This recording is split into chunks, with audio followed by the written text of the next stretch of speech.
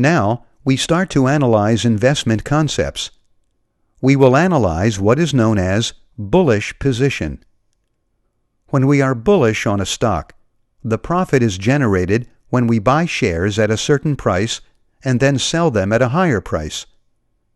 That is, profit is generated by the stock price increase. On the other hand, if the stock price decreases, loss is generated. For example, if we buy 1,000 shares of a company at $5 each, that is, we make an investment of $5,000, and then a few weeks later the stock price increases to $7, then if we sell at that price, we will make a profit of $2 per share, because we are selling at 7 and we bought at 5. So, as we bought 1,000 shares, our total profit will be $2,000. In contrast, if after a few weeks the stock price falls to $4, as we have originally bought at $5, then at that time we will be losing $1 per share, or $1,000 overall. In financial jargon, when we take a bullish position, we are said to go long. Now, let's see what is known as bearish position. When we are bearish on a stock, in contrast to the previously seen, the profit is generated when the stock price decreases. On the other hand, if the stock price increases, loss is generated. And this is very important.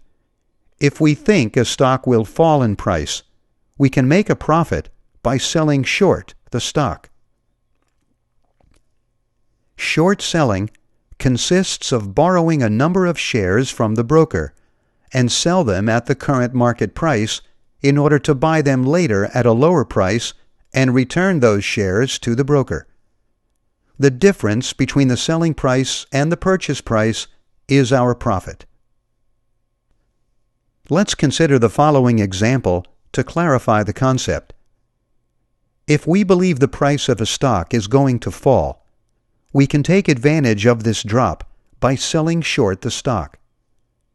Suppose the stock is trading at $5. At that time we are expecting a drop in the stock price, and we sell short 1,000 shares.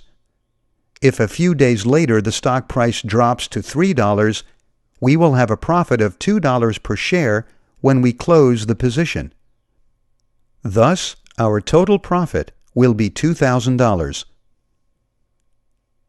The example above is explained as follows. When we sell short the 1,000 shares, what we do is to borrow the shares from the broker. As the stock was currently trading at $5, we sell the 1,000 shares that the broker lent us for $5,000. At that time we owe 1,000 shares to the broker, so the important thing to note is what we owe are the shares.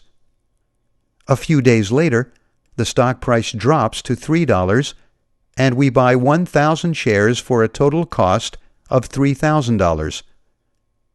Those 1,000 shares are purchased to be returned to the broker, and as a result, our total profit is $2,000, which is the difference between the $5,000 of the credit received from short selling the 1,000 shares that the broker lent us, minus the $3,000 of the cost of buying back the shares in order to return them to the broker. That is how short selling works. With this process, we can make profits when the stock price decreases. In financial jargon, when we take a bearish position, we are said to go short. Some considerations when short selling stocks. There are stocks that we cannot sell short. As brokers do not own stocks of all companies, and they are the ones who lend us the shares that we want to sell short, there are some stocks that we cannot sell short. Another consideration is the funds required to place the short sale. When we sell short a stock, it is necessary to have the funds to cover the transaction. The required funds are the 50% of the value of the short sale. For example, to sell short 1,000 shares at $5 each, we must have $2,500 deposited into our account. If we sell short 1,000 shares at $5 each, the value of the short sale is $5,000. And since the 50% of this value is required to open the position, we will need to have $2,500 deposited into our account. And another important consideration is that gains from short selling are very fast.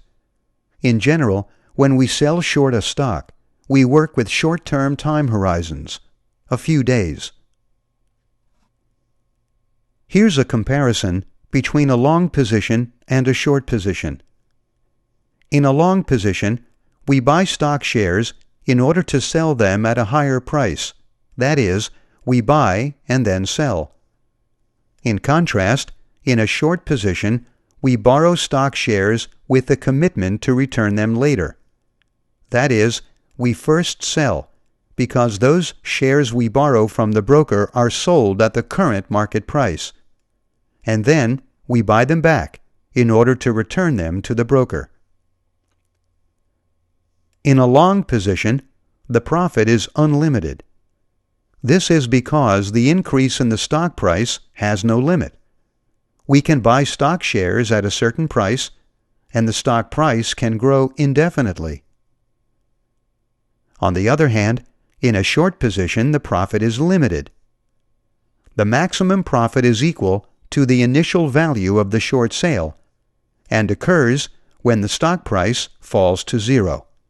That would be the hypothetical case if the company was bankrupt.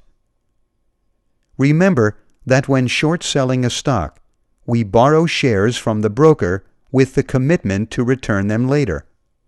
So after selling the borrowed shares at the current market price, when we buy them back in order to return them to the broker, the lowest price we can pay will be precisely when the stock price falls to zero. On the other hand, in terms of loss, the long position presents a limited risk because the maximum loss is equal to the entire money paid for the shares, and occurs when the stock price falls to zero. If we bought a number of stock shares at a certain price, the maximum loss is equal to the entire money paid for the shares, and occurs when the stock price falls to zero. That would be the hypothetical case if the company was bankrupt. And for a short position, the loss is unlimited. Be very careful with this. In a short position, we are exposed to a loss that can be very large. This is because in a short position we lose money when the stock price increases. And the increase in the stock price has no limit. It can grow indefinitely. So when we place a short sale, our loss can be unlimited. When we buy stock shares to go long, it is said that we are opening a bullish or long position. On the other hand, when we sell those shares, we are closing the bullish or long position. In the same way, when we sell short stock shares, it is said that we are opening a bearish or short position. On the other hand, when we buy those shares in order to return them to the broker, we are closing the bearish or short position.